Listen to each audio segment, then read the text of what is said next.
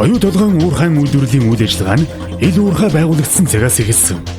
Өмнөд оюутын бүлэг ордуудыг ил уурхайн аргаар олборлодог. 2011 оны 8 дугаар сараас эхлэн ил уурхайн хөрс худалдыг хийж 2012 оны 4 дугаар сард анхны хөдрийг олборлжээ.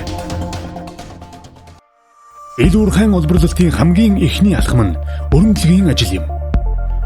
Урмын машинууд дунджаар 16 метрийн гүнтэй тесэлгээний цооног болон эгний хооронд дунджаар 7-8 метр зайтай өрөмддөг. Өрөмдсөн цооног бүрээс дээж авах ба лабораторид шинжилгээ хийж хүдэр болон чулуулгийн агуулгыг тодорхойлдог. Чулуулгийг шинж чанараар нь хөхрлөг, хүчлэлэг гэж ангилдаг. Лабораториос гарсан шинжилгээний үр дүнг ашиглан олборлолтын наривчилсан төлөвлөгөөг гаргадаг. Ил уурхайн олборлолтын явцад догол болон аюулгүйн тавцангуудыг бий болгоно.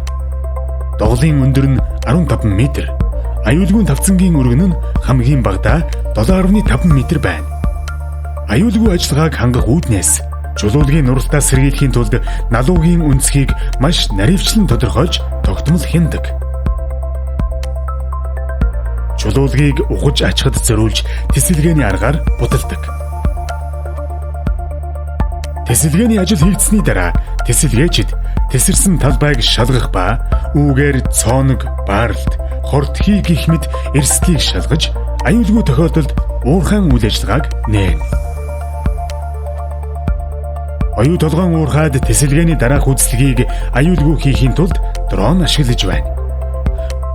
Бутлагдсан чулуулгийг цахилгаан болон гидравлик экскаваторуудаар ухаж тээвэрлэлтийн машинд ачна. Оюу толгойн ил уурхайд 34-өөс 56 м3 багтаамжтай утгуур бүхий аж ахуйн нэгжүүд болон 300 тонны даацтай өөрөө буулгагч машинууд ажилладаг. Уурхайгаас олборлсон хүдрийг өөрөө буулгагч машин ашиглан анхдагч бодлуур руу тээвэрлэдэг. Операторууд нь тоног төхөөрөмжийг аюулгүй ажилуулах зорилготой алжаал ядралын төвшнийг хянах ухаалаг малгай технологиг ашигладаг. Хүдрийг анхдагч бодлуураар бутлах ба энэ нь ойролцоогоор гар бөмбөгийн хэмжээтэй болдог. Хүдрийг 3 км урттай гадаргуу дээрх туудсан дамжуургаар баяжуулах үйлдвэрийн анхдагч хүдрийн агуулга руу хүргэдэг. Ил уурхайн баг нь 3 ээлжийн бүрэлдэхүүнтэй бөгөөд үйл ажиллагаанд орчин үеийн дэвшилтэд технологи ашиглан ажилладаг. Оюу толгойн ил уурхай бүрэн хүчин чадлаараа ажиллаж байгаа үед өдөрт 100-аас 110 мянган тонн хүдэр, жилд дунджаар 40 сая тонн хүдрийг баяжуулах үйлдвэрт нийлүүлдэг.